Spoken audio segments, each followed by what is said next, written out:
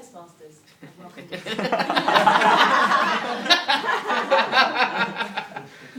Put your hand up if you consider yourself a naturally quiet person. Nearly everybody here. And that's the reason we joined Toastmasters, to help us find our voices. Because in society today, often it's the people with the loudest voices, the most strident tones, who are listened to.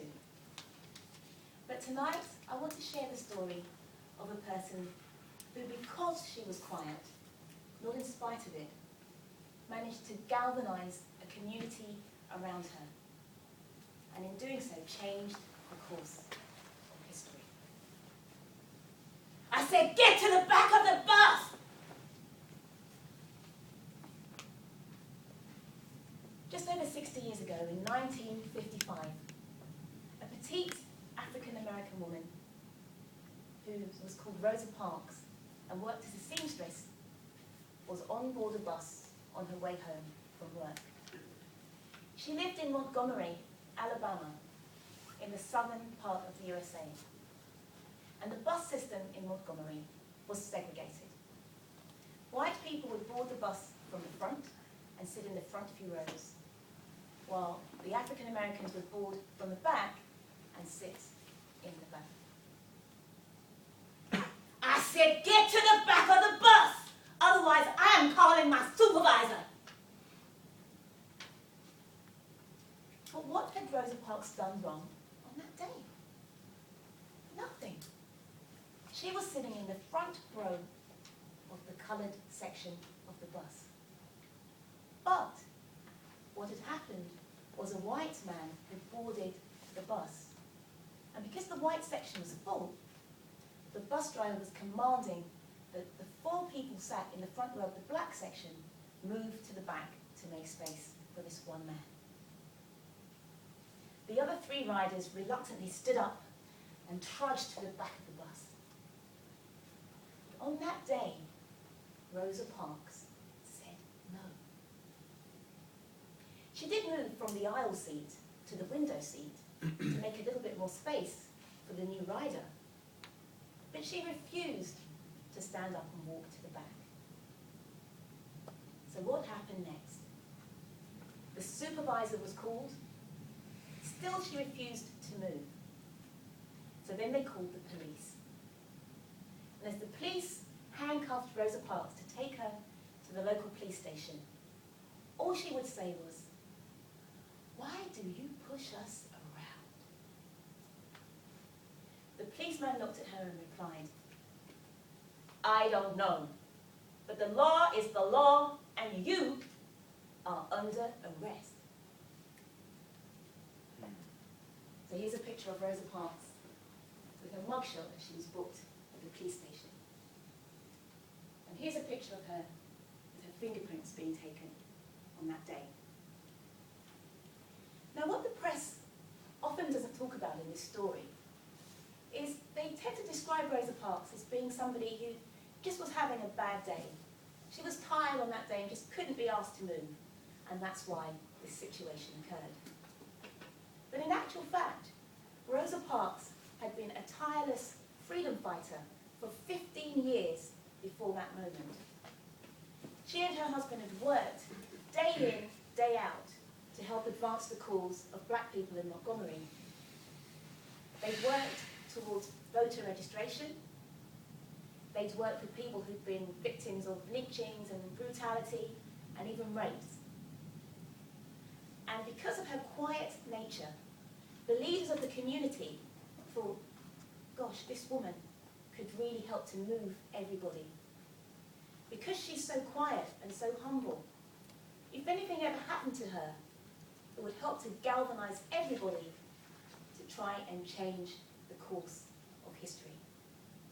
And so Rosa Parks had been trained, she had been prepared for that moment in the bus.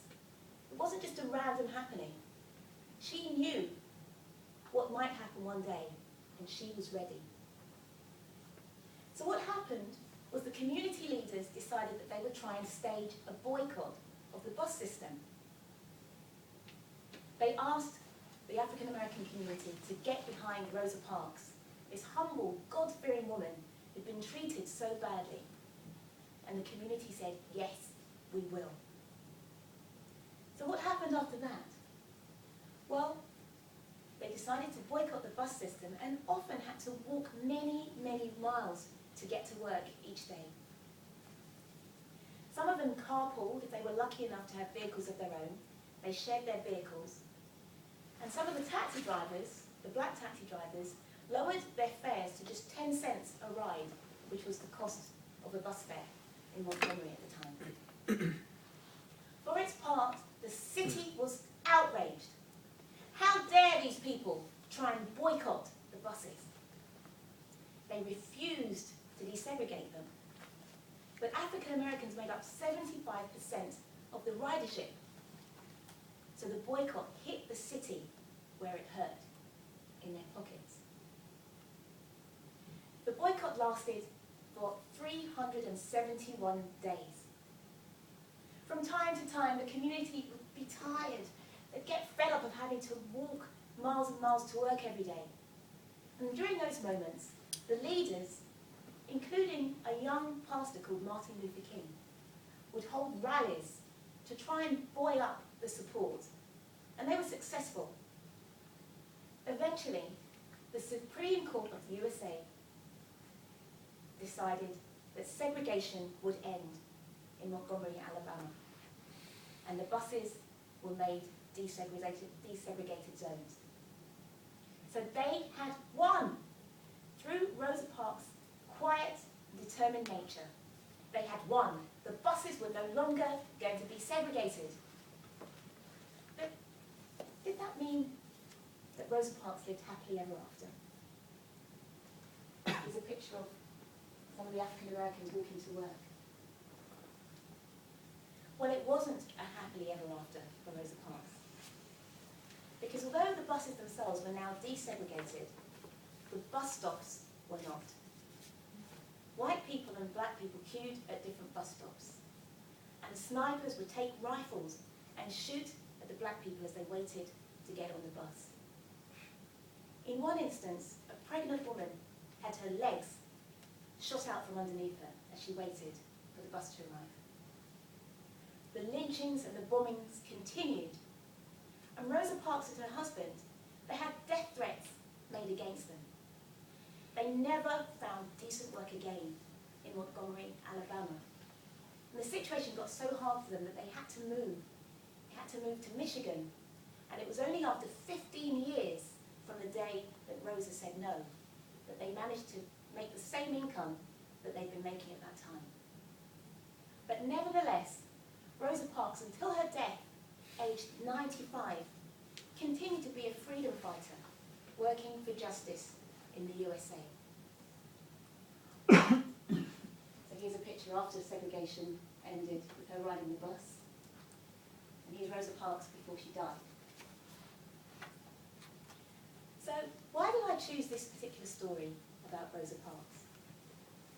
Well, because she was a quiet person, like so many of us. So we can identify with her behaviour. So the next time that you feel that because you're quiet, you're in some way inadequate, or you're not enough, or you're seeing people who are louder and perhaps more extroverted, getting more attention than you, I'd like you to remember the story of Rosa Parks. I'd like you to remember that line, "Get to the back of the bus!" And I'd like you to remember that it was precisely because she was a quiet person that she managed to garner so much support around her and change the course